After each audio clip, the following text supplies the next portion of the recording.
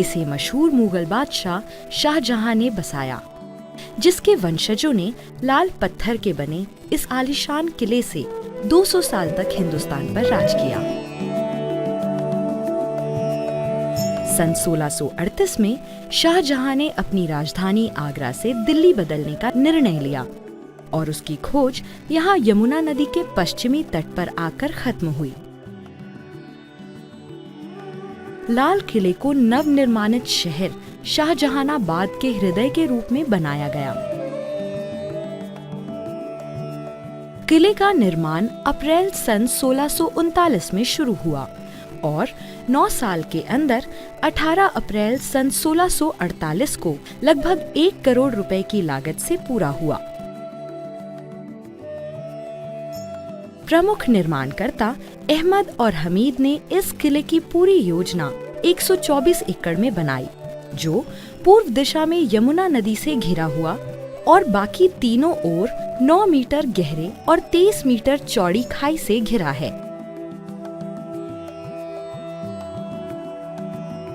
इसकी 2.4 किलोमीटर लंबी लाल पत्थर की भव्य 4 दीवारी अपने अंदर एक अद्वितीय संसार को छुपाए हुए थी।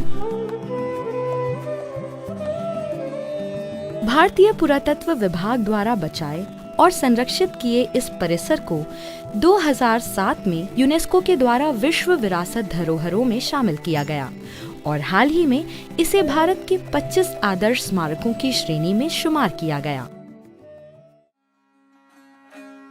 किले में प्रवेश करने पर लाहौरी दरवाजा हमारा स्वागत करता है, जो इसके 5 दरवाजों में से सबसे मुख्य द्वार है। संगमरमर के गुंबद और लाल पत्थर की मेहराबों से सजा ये दरवाजा लाहौर की दिशा को दर्शाता था। इसके बाहरी हिस्से में मौजूद 4 दीवारी बादशाह औरंगजेब द्वारा किले को दुश्मनी हमले से बचाने के लिए बनवाई गई थी। यही वो जगह है जहां से स्वतंत्र भारत के पहले प्रधानमंत्री ने पहली बार भारत का झंडा फहराया था और आज भी ये परंपरा निष्ठापूर्ण निभाई जाती है। इसी प्रकार से बना दिल्ली दरवाजा पुरानी दिल्ली की तरफ खुलता था, जो शाहजहां द्वारा जामा मस्जिद की ओर जाने के लिए इस्तेमाल किया जाता था। उत्तर की दिशा में बना ये तीसरा दरवाजा पुराने सलीमगढ़ किले की ओर खुलता था, जबकि खिजरी दरवाजे का प्रयोग बादशाह यमुना नदी तक जाने के लिए करते थे। प्रतिष्ठित लाहौरी दरवाजे के भीतर मौजूद है छत्ता चौक, जो मीना बाजार के नाम से भी जाना जाता है। फारसी बाजारों के तर्ज पे बनवाया गया ये बाजार मुगल साम्राज्य के ऐश्वर्य को दर्शाने के लिए बनवाया गया था। यहाँ पे विश्व भर के मशहूर और नायाब सामान बेचे जाते थे और आज भी ये दुकानें सैलानियों को अपने साजो सामान से लुभाती है और नक्कार खाने की तरफ ले जाती है। नक्कार खाने का प्रयोग बादशाह अथवा अन्य महत्वपूर्ण अतिथियों के आगमन की घोषणा के लिए किया जाता था। इसके गलियारों में दिन में 5 दफा सुगम संगीत बजाया जाता था।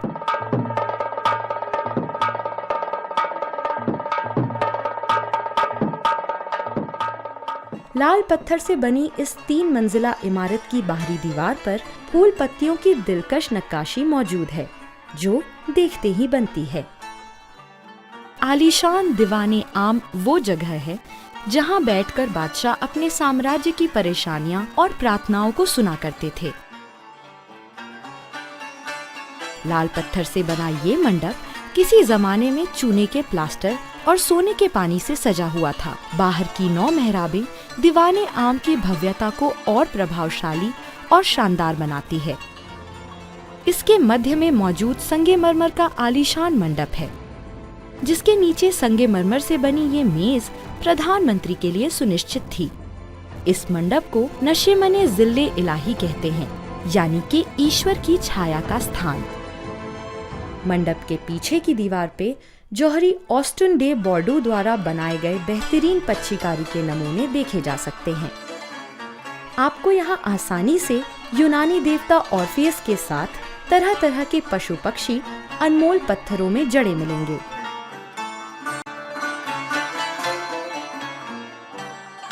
भव्य और अद्वितीय दीवाने खास बादशाह का निजी दर्शन कक्ष था। यहीं पे मशहूर तख्ते तावूस मौजूद था, जिसमें विश्व प्रसिद्ध कोहिनूर हीरा जड़ा हुआ था, जो सन 1739 में नादिर शाह ने लूट लिया था।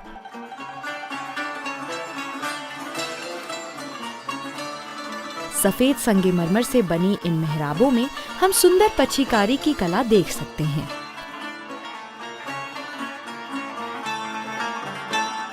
छत पे सोने और चांदी की अलौकिक नक्काशियां मौजूद थी, जो बाद में पिघला के लूट ली गई और 1911 में इसे वर्तमान की लकड़ी की छत से बदल दिया गया।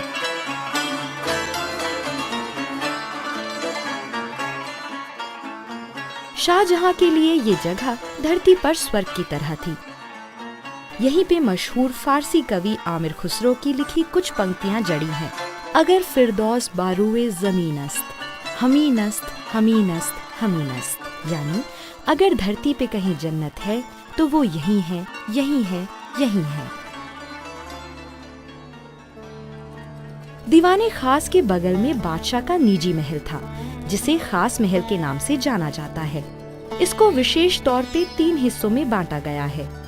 तस्बीह खाना, जो बादशाह का प्रार्थना कक्ष था, ख्वाबगाह सोने का कक्ष, और बैठक बादशाह के बैठने और विश्राम करने का कक्ष था, और किले के जनाना हिस्से से महल को जोड़ता था। इंसाफ के तराजू की महत्वपूर्ण कलाकृति से सजी ये जाली ख्वाबगाह को बाहर से विभाजित करती है और बेहतरीन नक्काशी से तराशी गई है। ख्वाबगाह से जुड़ी एक अष्टकोणीय मीनार मौजूद है, जिसे मुसम्मन बुर्ज कहते हैं। इस गुंबदनुमा बुर्ज में संगमरमर की जालियां और एक झरोखा मौजूद है, जिसे बादशाह अकबर शाह द्वितीय ने बनवाया था। बुर्ज का इस्तेमाल बादशाह के परंपरागत सार्वजनिक दर्शन के लिए किया जाता था। 1911 के दिल्ली दरबार के दौरान किंग जॉर्ज पंचम और क्वीन मैरी ने भी यहाँ से जनता को दर्शन दिए थे। जनाना खाने में सबसे पहला महल है रंग महल, जो बादशाह और राजघराने के सदस्यों के मनोरंजन के लिए इस्तेमाल किया करते थे।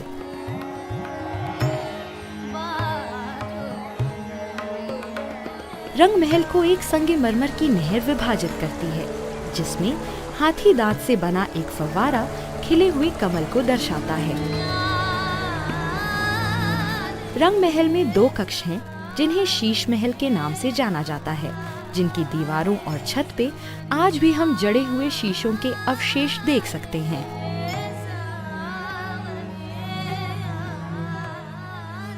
जनाना भाग के दक्षिणी छोर में मौजूद है मुमताज महल, जो शाही राजकुमारियों का निवास स्थल था।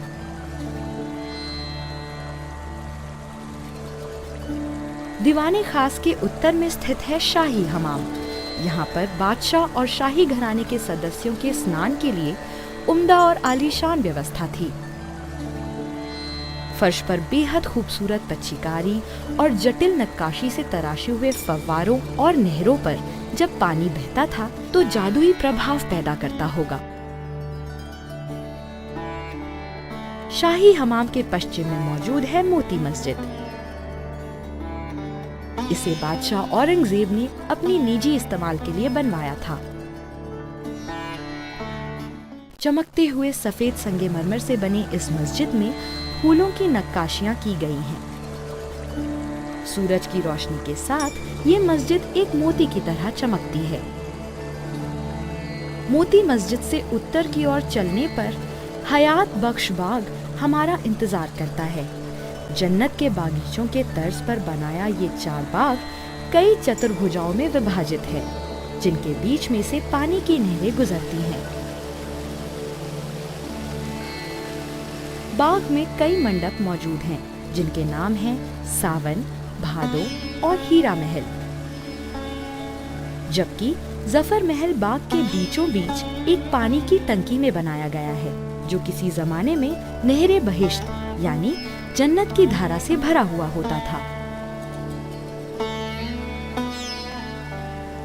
ये नहर सारे महलों और बागीचों से होकर गुजरती थी। इसे यमुना नदी द्वारा शाह बुर्ज के माध्यम से किले के अंदर लाया जाता था। फव्वारों और नहरों की मदद से महलों के भीतर और बागीचों के बीचों बीच बहती इस नहर की वजह से ये जगह जमीन पर जन्नत कहलाती थी। बागीचे के पश्चिमी ओर पर एक बावड़ी मौजूद है जो वर्गाकार कटे हुए पत्थरों से बनी है। माना जाता है कि ये लाल किले से पहले वहाँ मौजूद थी और पुराने सलीमगढ़ किले का हिस्सा थी। लाल किला परिसर में स्मारक विरासत के अलावा कई संग्रहालय भी मौजूद हैं। विश्व युद्ध में इस्तेमाल हुए विभिन्न शस्त्रों को दिखाने के लिए 1919 में युद्ध स्मारक संग्रहालय को नौबत खाना में स्थापित किया गया। मुगल काल के दौरान इस्तेमाल होने वाले सामान को दर्शाने के लिए पुरातत्व संग्रहालय की स्थापना 1909 में मुमताज महल में हुई। 1995 में स्वाधीनता संग्राम संग्रहालय का उद्घाटन भारत की आजादी की जंग की झलक दिखाने के लिए किया गया और सलीमगढ़ किले में मौजूद स्वतंत्रता सेनानी स्मारक भारतीय सेना के जाबाज सिपाहियों को समर्पित है।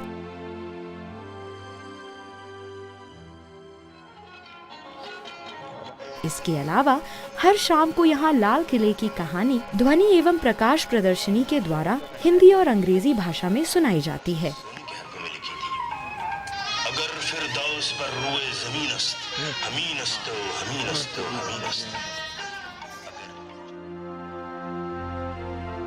किसी जमाने में किलाए मुबारक कहलाए जाने वाला ये किला कई बार लूटा गया और कई बार इस पर आक्रमण हुए और 1857 में इस पर अंग्रेजों ने कब्जा कर लिया, जिसके बाद इस किले के अंदर इमारतों को ध्वस्त कर दिया गया और उनकी जगह पे कई सेनावासों का निर्माण किया गया। इस पूरे परिसर को एक सेना शिविर में तब्दील कर दिया गया। 1947 में इसे भारतीय सेना ने अपने कब्जे में कर लिया और इसमें कई तब्दीलियां और कई नए सेनावासों को जोड़ा। 2003 में इस किले के अधिकतर हिस्सों को भारतीय पुरातत्व विभाग को संरक्षण और बचाव करने के लिए सौंप दिया गया ताकि इसके मूल रूप को बरकरार रखा जा सके। हाल ही में मेहताब बाग के अवशेष पुरातत्व विभाग द्वारा की गई खुदाई में पाए गए हैं। सैलानियों की सहूलियत के लिए ई-रिक्शा सेवा भी शुरू की गई है जो दिल्ली दरवाजे से लाहौरी दरवाजे तक चलती है। आज लाल किले के रूप में जो हम देखते हैं वो इस अलौकिक किले की सिर्फ एक झलक है। इसके असली रूप का 1/4 हिस्सा। इस किले की सुंदरता को वक्त और इतिहास की परतों ने छीन जरूर लिया है, लेकिन आज भी ये किला गर्व से अपनी शान को दर्शाता है और हिंदुस्तान की शक्ति और गौरव का प्रतीक है।